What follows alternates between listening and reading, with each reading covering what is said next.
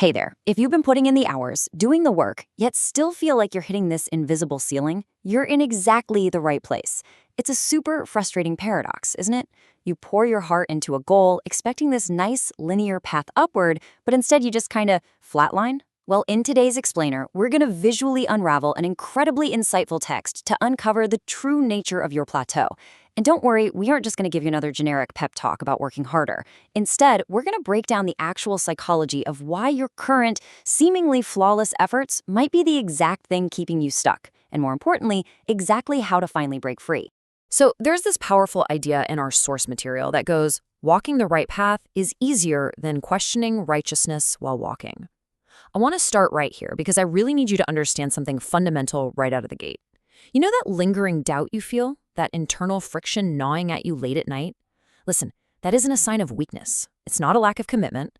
Honestly, it takes immense courage to literally stop in the middle of your journey, look around, and ask, wait, is what I'm doing actually working? Your struggle, that heavy feeling of stagnation, it's actually a sign of deep, honest reflection. It means you're awake to the process. Look, you're doing everything right. You wake up early, you put in the daily effort on the treadmill, and your consistency is, honestly, impressive.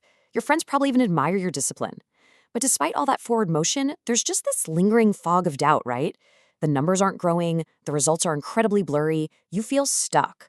And naturally, being a high achiever, you immediately start blaming yourself. You think, oh, I just lack focus, or I just need to sleep 1 hour less. But what if the problem isn't your work ethic at all?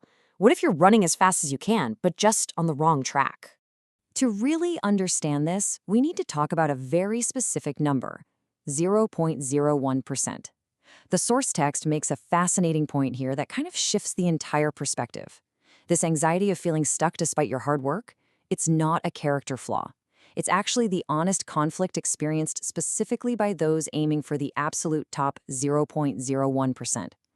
Think about it. If you just wanted to be average, you literally wouldn't care. You'd be totally comfortable coasting. The fact that you're experiencing this friction, this burning desire to figure out what's wrong, proves exactly how high you're aiming. The plateau? It's actually a privilege of the ambitious. Okay, so here's our roadmap for today. First, the illusion of effort. Second, the fear behind my way. Third, the perfectionist trap. Fourth, the cherry-picking strategy. And finally, number 5, not a defeat, but an update. All right, let's dive into part 1, the illusion of effort, why hard work isn't blooming. So, there are 2 very different types of effort at play here, and confusing them is where most people completely get trapped. First, we have what's called comfort zone effort. This is when you sit down and repeat tasks you already know exactly how to do. You're technically working, sure, and it provides this wonderful sense of psychological safety. It creates a really powerful illusion of progress because, well, you're staying busy, you're exhausted at the end of the day. But to reach that top 0.01%, real growth demands stepping completely outside that safety net. That is where true effort lives, challenging the unknown. If you're just running in place, you might feel the burn in your muscles, but you aren't actually moving an inch forward. So what are the actual signs of what the source calls fake effort? Let's be really honest with ourselves for a second here. Are you filling notebooks with perfectly color-coded summaries that look absolutely fantastic on Instagram, but actually do nothing for your brain? Are you endlessly looping the exact same learning materials over and over just because it feels familiar? Neatly organizing folders on your desktop instead of, actually reading what's inside them? Or maybe you're endlessly comparing your methods with what everyone else is doing. I say this gently but directly. These behaviors often become a very comfortable substitute for actual, terrifying practice. Organizing your notes feels incredibly productive, but it is definitely not the same as testing your skills in the real, unforgiving world. Moving right along to part 2, the fear behind my way, pride versus anxiety. You know when someone tells you, hey, just follow the mainstream advice or try this proven method, and you instinctively cross your arms and resist? Well, it's rarely about stubborn pride. It's actually fear. Clinging to my way is a deeply ingrained defense mechanism. Just think about it. Your past solo efforts are the only tangible proof of your hard work and identity up to this point. You secretly fear that if you accept outside help or a mainstream method, you're somehow invalidating all the blood, sweat, and late nights you've poured in so far. You aren't arrogant. You're just fiercely protecting your self-worth. You just don't want to feel like the last 3 years were a complete waste. Which leads us to part 3, the perfectionist trap, information overload. Okay, so once you finally step out of your own way and decide to seek help, boom, You are immediately hit with information overload, entering this dangerous study junkie cycle. You start seeking these 100% guarantees from marketers promising overnight success. You buy courses out of pure panic and anxiety, just hoping one of them holds the magic secret.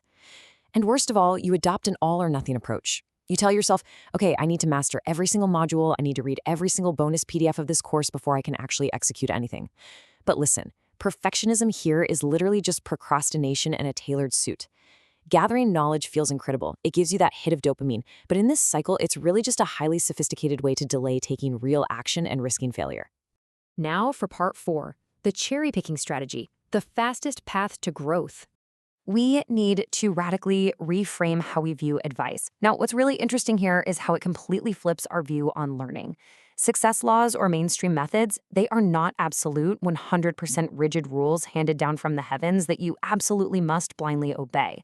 They're really simply statistics. They are historical tendencies that just happen to work for a large group of people in the past.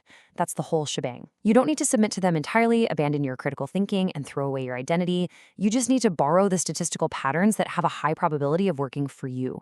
You are the curator of your own success, definitely not a mindless follower of someone else's blueprint. And this brings us to the cherry-picking process. Step 1, try it out. Just taste the information. Give an honest attempt without committing your entire life to it. Step 2, keep what works for you. If a specific technique clicks with your workflow, awesome, adopt it. Step 3, spit out what doesn't fit. You seriously do not have to swallow the whole ideology. If some guru's routine makes you miserable, throw it out. And step 4, grow your unique core. See, this isn't lazy learning. In fact, this is the absolute most realistic, aggressive, and sincere way to learn. You are actively testing the world against your own unique foundation and strategically keeping only the nutrients you actually need to grow. Finally, part 5, not a defeat, but an update. I really want to emphasize this. Adopting mainstream knowledge is not a loss. It absolutely does not erase your past efforts, and it certainly doesn't mean your original my way was wrong or a waste of time. I want you to think of your past struggles as this complex, heavy-duty engine you've meticulously built from scratch in your garage, right? It's yours, it's unique, and it's super powerful. Learning from others, cherry-picking those mainstream statistics, is really just pouring high-octane fuel into that unique engine. It's an update to your operating system. It provides the necessary modern tools to finally rev that engine up and break through the plateau that's been holding you back for so long. So what 70% perfect idea will you test and cherry-pick today? Not 100%, just 70%. I want to challenge you to completely drop that heavy, exhausting armor of perfectionism today. Find just one piece of advice, one small technique you've been overthinking for weeks, and just test it out. Take immediate, highly imperfect action, taste it, put it into practice, and simply see if it works. If it doesn't, spit it out tomorrow. The stakes are so much lower than your anxiety is telling you right now. Remember, your unique path is already paved by your honest struggles. All that time you spent figuring things out on your own, it wasn't wasted, not at all. It gave you the exact discernment you need to know what advice to keep and what to throw away. So embrace this messy, cherry-picked journey. Because by blending your hard-earned foundation with the absolute best tools the world has to offer, you're inevitably going to create a path to that top 0.01% that absolutely no one else can imitate. Thanks so much for diving into this explainer with me. So what is the one piece of advice you've been avoiding that might just be the exact fuel you need to finally break free?